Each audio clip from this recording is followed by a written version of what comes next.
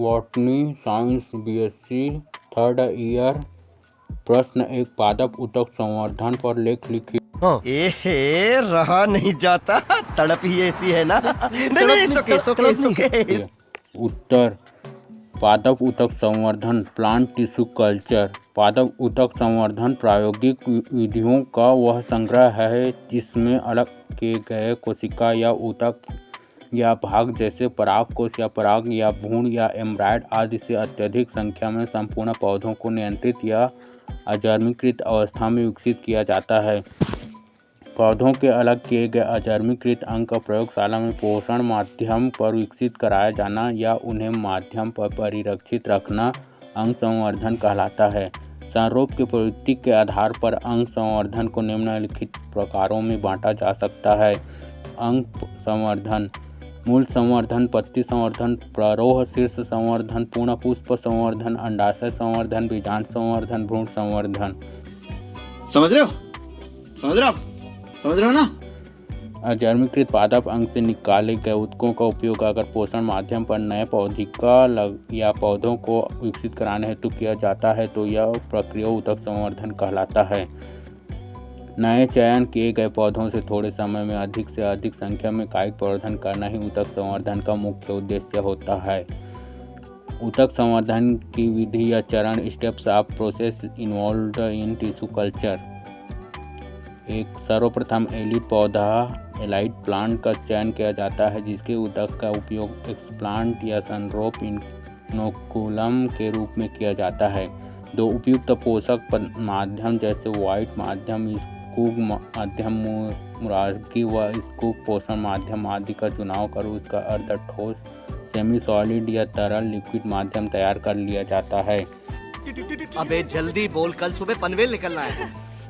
3, ऊतक संवर्धन के सभी उपकरणों को कॉटन प्लग सहित करीब 15 मिनट तक 120 डिग्री सेल्सियस एवं 20 पाउंड ताप पर ऑटोक्लेविंग कर अजर्मीकृत कर लेते हैं।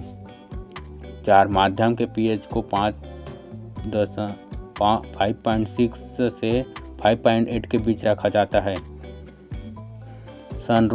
5, संरोपण प्रकोष्ठ इनोकुलेशन चैम्बर को पराबैंगनी किरणों से उपचारित कर पंधीकृत स्टेरिलाइज कर लेते हैं। अरे कहना क्या चाहते हो? 6, संरोप इनोकुलम को टिपाल से धोकर मर्क्यूरिक क्लोराइड 0.1 से 1% या सोडियम हाइपोक्लोराइड या एथिल अल्कोहल या क्लोरीन जल से भी धोते हैं ताकि उसकी सतह का अजर्मीकरण हो जाए। 7, एक्सप्लांट या संरोप को अजर्मीकृत वातावरण में पोषण माध्यम पर संरोपण प्रकोष्ठ के अंदर स्थानांतरित कर देते हैं। 8, संवर्धन ट्यूब या फ्लास्क के मुंह को कॉटन प्लग या कवर वायर द्वारा बंद कर दिया जाता है ताकि शुद्ध वायु ही प्राप्त हो सके। यह प्रक्रिया वातायन कहलाती है। 9, संवर्धन उपकरण को संरोपण इनोकुलेशन के पश्चात स्वचालित सोकिंग इंक्यूबेटर ऑटोमेटिक सेकिंग इंक्यूबेटर में रख देते हैं। इंक्यूबेटर का तापमान 26 डिग्री सेल्सियस ± से 2 डिग्री सेल्सियस तक नियत रखते हैं। 10, संवर्धन माध्यम पर कैलस या एम्ब्रायड को विकसित होने दिया जाता है, फिर हार्मोन उपचार के माध्यम से नए पौधिका को तैयार किया जाता है और अंततः ग्लास हाउस में तथा उसके बाद ऊतक संवर्धन का खेत में स्थानांतरित कर दिया जाता है। 11, काष्ठीय पौधों के संवर्धन के क्रम में उसके वृद्धि से संबंधित ऋतु का ध्यान रखा जाता है। ऊतक संवर्धन का महत्व या लाभ, importance of advantages of tissue culture. अब ये भी मुझे सिखाना पड़ेगा आपको। एक, आदर्श प्रायोगिक स्थितियों के होने पर एक एक्सप्लांट के लगभग 1 लाख पौधों को 1 वर्ष के अंदर उत्पन्न किया जा सकता है। 2, ऊतक संवर्धन में प्रसुप्तावस्था, अपरिपक्वावस्था, जुवेनाइल स्टेज, परिपक्वन समय, मैच्योरिटी टाइम आदि का प्रभाव नहीं होता है, अतः प्रजनन चक्र के समय को कम कर दिया जाता है। 3, इस विधि द्वारा विकसित पौधा मातृ पौधा एलाइट प्लांट सदृश होता है। 4, इस तकनीक की सहायता से विलुप्त प्राय पौधों रेयर पौधों को संवर्धित किया जा सकता है। 5 वायरस संक्रमित पौधे के शीर्षक के ऊतक को संवर्धित कर वायरस रहित पौधों को विकसित किया जा सकता है। 6 ट्रांसजेनिक पौधों का विकास ऊतक संवर्धन तकनीक के फलस्वरूप संभव होता है। साथ ही इस तकनीक में समय तथा धन की बचत होती है। इसके द्वारा उत्पन्न किए गए ऊतक या पौधिका या पौधों में रोगजन्य जीव अनुपस्थित होते हैं। 8 ऊतक संवर्धन तकनीक में नियंत्रित वातावरण में लाभदायक पौधों तथा पौधों के उत्पाद को प्राप्त किया जा सकता है। अभी मजा आएगा ना भिड़ो। कैलाश संवर्धन नियंत्रित कंट्रोल्ड प्रायोगिक स्थिति में इन वाइट्रो संवर्धन माध्यम पर कोशिका या ऊतक द्वारा बनाए जाने वाले कोशिकाओं के असंगठित यूनऑर्गेनाइज्ड अनऑर्गेनाइज्ड एवं अविभाजित अनडिफरेंशिएटेड समूह को कैलाश कहते हैं। उच्च वर्गीय पौधों में रासायनिक यांत्रिक कारणों से या रोगवाही पैथोजन की उपस्थिति में भी ऊतकों का असंगठित तथा अविभाजित समूह विकसित होता है, जिसे गाल या वाटर या ट्यूमर कहते हैं।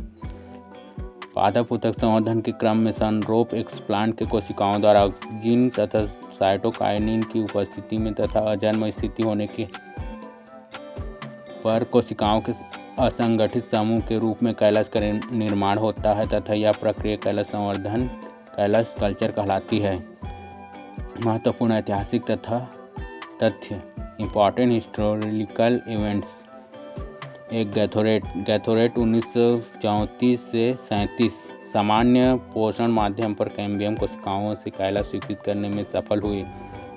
2 नोवेकोट 1939 ने अगर युक्त अर्धठोस संवर्धन माध्यम पर असीमित क्षमता में कैलाश परिवर्धन की तकनीक को विकसित किया। ये देखो कैसे बत्तीसी दिखा रहा है ससुरा।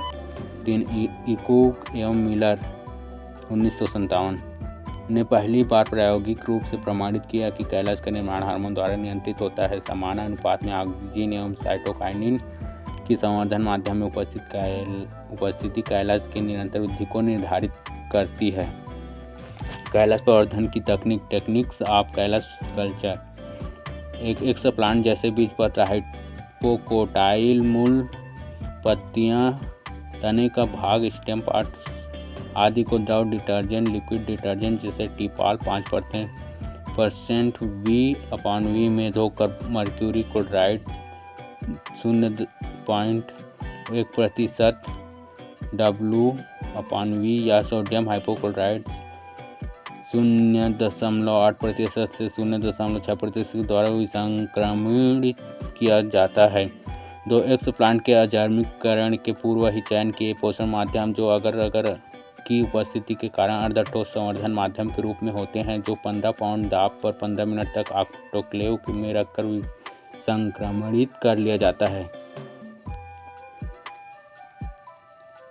3 संक्रमणित एक्सप्लांट को कई बार अशुद्ध जल में धोया जाता है तथा एक्सप्लांट को कल्चर ट्यूब या फ्लास्क में रखे विसंक्रमणित संवर्धन माध्यम पर छोटे छोटे टुकड़ों में विभक्त कर स्थानांतरित कर लिया जाता है। कौन है ये लोग? कहां से आते हैं? 4 संरोपण इनोकुलेशन पश्चात संवर्धन माध्यम को नियंत्रित प्रकाश 2000 से 3000 लक्स तथा तापक्रम 25-2 डिग्री पर उष्मायन इनक्यूबेशन के लिए रखा जाता है। 5 कैलाश के निर्माण की प्रक्रिया के प्रारंभ होते ही उसे आगामी वृद्धि हेतु ताजे फ्रेश संवर्धन माध्यम पर स्थानांतरित कर दिया जाता है। 7 कैलाश के रुको जरा, सब्र करो, बोला धक्का बुक्की नहीं करने का। 6 कैलाश के निर्माण हेतु प्रयुक्त एक्सप्लांट में प्रविभाज्य ऊतक की उपस्थिति होने पर कैलाश निर्माण में वृद्धि तेजी से होती है। 7 कैलाश निर्माण हेतु संवर्धन के पोषण माध्यम में ऑक्सीजन तथा साइटोकाइनिन समान अनुपात में मिलाया जाता है। 8 संपूर्ण कैलाश को अजमीकृत पेट्री डिश में लेकर 2-3 टुकड़ों में विभक्त किया जाता है। तत्पश्चात प्रत्येक टुकड़े को नए फ्रेश संवर्धन माध्यम में स्थानांतरित कर तथा इसकी प्रक्रिया को दोहराकर अत्यधिक संख्या में कैलाश संवर्धन किया जा सकता है। कैलाश संवर्धन का उपयोग एवं महत्व, सिग्निफिकेंस और एप्लीकेशन ऑफ कैलाश कल्चर। अच्छा, हमको सिखा रिया है।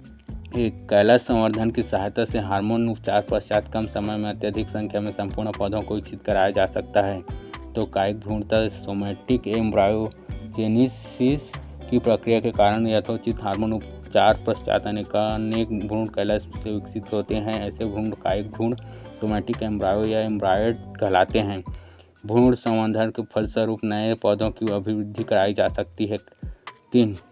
कैलस से आसानी से एक कोशिका प्राप्त कर एकल कोशिका संवर्धन की सहायता से नए पौधों को पुनरुत्पादित किया जा सकता है। 4. कैलस संवर्धन की प्रक्रिया से अनेक जैव रासायनिक परीक्षणों को संपादित किया जाता है। 5. कैलस कोशिकाओं द्वारा संश्लेषित होने वाले द्वितीयक उपापचयिक पदार्थ और सेकेंडरी मेटाबोलाइट की सहायता से अनेक दवाओं की पादप घटकों को प्राप्त किया जा सकता है। 50 बार बोल रहे हैं, पढ़ने निकले वाले छात्रों को राजनीति से दूर रहना चाहिए। हैं? अबे पढ़ाई लिखाई में ध्यान लगाओ, IAS बनो और देश को संभालो।